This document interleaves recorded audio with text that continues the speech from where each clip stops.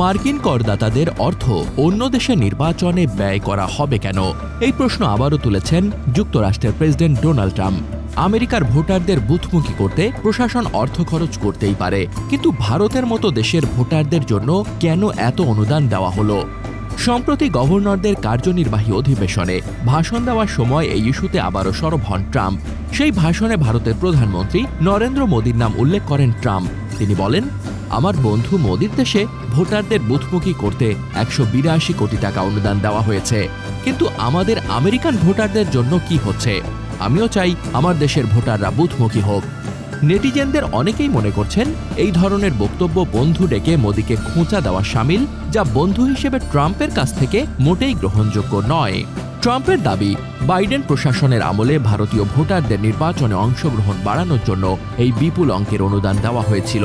তবে সম্প্রতি ইলন মাস্কের দফতর এই অনুদান বন্ধ করে দেয়, আর তারপর থেকেই ট্রাম্প বাইডেন প্রশাসনের বিরুদ্ধে একের পর এক আক্রমণ শানিয়ে যাচ্ছেন। শুধু ভারতই নয়, বাংলাদেশকেও দেওয়া মার্কিন অনুদান নিয়ে প্রশ্ন তুলেছেন ট্রাম্প। তার বক্তব্য, বাংলাদেশের রাজনৈতিক পরিস্থিতি শক্তিশালী করতে এমন একটি সংস্থার কাছে $2.90 কোটি দেওয়া হয়েছে, যার নাম কেউ শোনেনি। ট্রাম্পের দাবি, বাইডেন প্রশাসন এই অর্থ দিয়ে অন্য দেশের রাজনীতিতে প্রভাব বিস্তার করতে চেয়েছিল। এর আগেও তিনি বাইডেন প্রশাসনের বিরুদ্ধে অনুদানের নামে ঘুষের প্রকল্প চালানোর অভিযোগ তুলেছিলেন। এদিকে এই অনুদান বন্ধের সিদ্ধান্তকে স্বাগত জানিয়েছেন ট্রাম্প। ইলন মাস্কের দফতর যখন এই বিতর্কিত অনুদান বন্ধ করে দেয়, তখনই বিষয়টি প্রকাশ্যে আসে। ট্রাম্প বলেন, আমার মনে হয় কাউকে নির্বাচনে জেতানোর চেষ্টা করা হয়েছিল। আমরা বিষয়টি ভারত সরকারকে জানিয়েছি।